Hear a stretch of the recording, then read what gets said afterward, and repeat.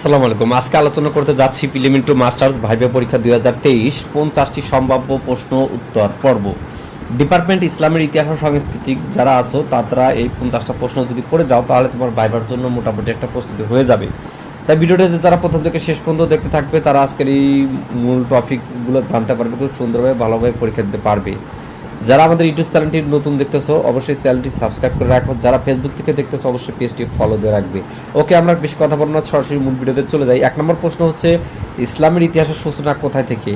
আরব উপদ্বীপ থেকে। 2 নম্বরে ইসলামের প্রবর্তককে হযরত মুহাম্মদ সাল্লাল্লাহু আলাইহি সাল্লাম। 3 নম্বরে হযরত মুহাম্মদ সাল্লাল্লাহু আলাইহি সাল্লামের জন্ম কত সালে? 570 খ্রিস্টাব্দে 6 জুলাই। হযরত মুহাম্মদ সাল্লাল্লাহু আলাইহি সাল্লামের জন্মস্থান কোথায়? মক্কার কুরাইশ গোত্রে। হযরত মুহাম্মদ সাল্লাল্লাহু আলাইহি সাল্লামের পিতার নাম আব্দুল্লাহ, হযরত মুহাম্মদ সাল্লাল্লাহু আলাইহি সাল্লামের মাতার নাম আমিনা বিনতে ওয়াহাব। তারপর প্রথম ওহী পাওয়ার ঘটনা কোথায়? হেরা গুহায়, জাবালে নূর। প্রথম ওহী কবে নাজিল হয়? 610 খ্রিস্টাব্দে 17 রমজান।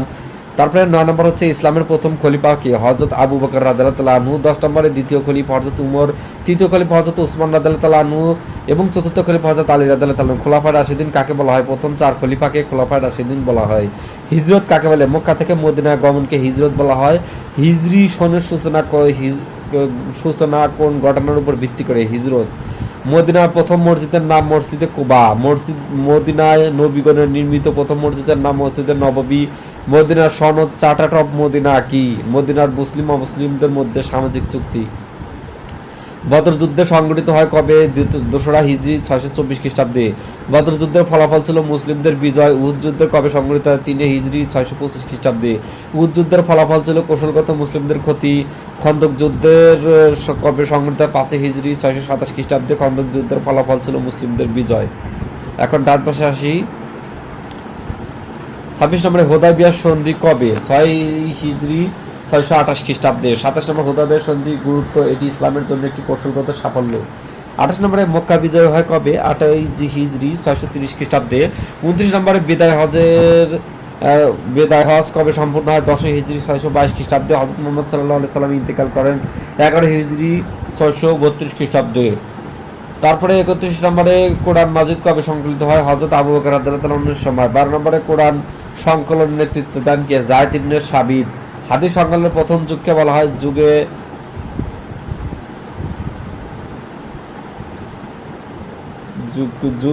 হাদিস সংকলনের প্রথম যুগকে কি বলা হয়? বুকে যুগ। আচ্ছা, যাই হোক, এটা একটু নেট থেকে সার্চ করে দেখো, এটা ভুল হয়েছে। তারপর সহিহ বুখারীর রচয়িতা ইমাম মুহাম্মদ ইবনে ইসমাইল বুখারী রাদিয়াল্লাহু তাআলা আনহু। সহিহ মুসলিমের রচয়িতা কি? ইমাম মুসলিম ইবনে হাজ্জাজ রাদিয়াল্লাহু তাআলা আনহু। 36 নম্বরে ইসলামের 5টি স্তম্ভ কি কি? কালিমা, সালাত, সিয়াম, যাকাত, হজ। ঈমানের 6টি মূল বিষয়: আল্লাহর ফেরেশতা, কিতাব, রাসূল, কিয়ামত, তাকদীর।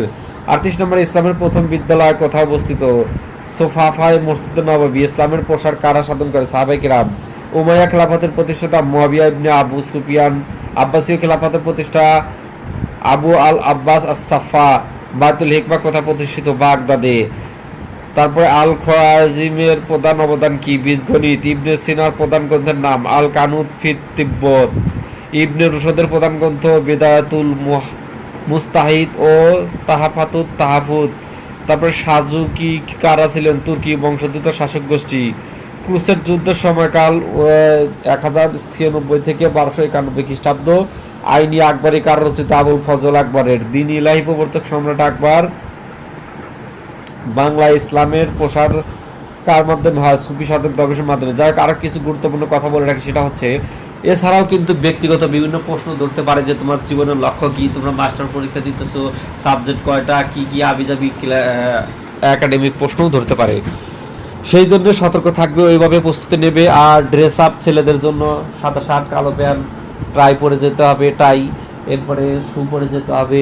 এরপরে যদি স্যুট থাকে স্যুট পরে যাবেন। আর মেয়েদের জন্য ফর্মাল ড্রেস আপ, শাড়ি অথবা যে কোনো ফর্মাল ড্রেস আপ পরে গেলেই হবে। ওকে, থ্যাংক ইউ, ভালো থাকবে সবাই। আমাদের কি কি নিয়ম নীতি আছে? ভাইবার 7টা রুলস আছে ভাইবা পরীক্ষা দেওয়ার জন্য স্টুডেন্টদের জন্য। সেই ভিডিওটা অলরেডি আমাদের ইউটিউব চ্যানেলে আপলোড করা হয়েছে আলামিন অনলাইন একাডেমিতে। ওই ভিডিওটা দেখলে ভাইবার সম্পর্কে একটা ধারণা হয়ে যাবে। এটা হচ্ছে সাজেশনের ভিডিও যেটা এখন দেখলে।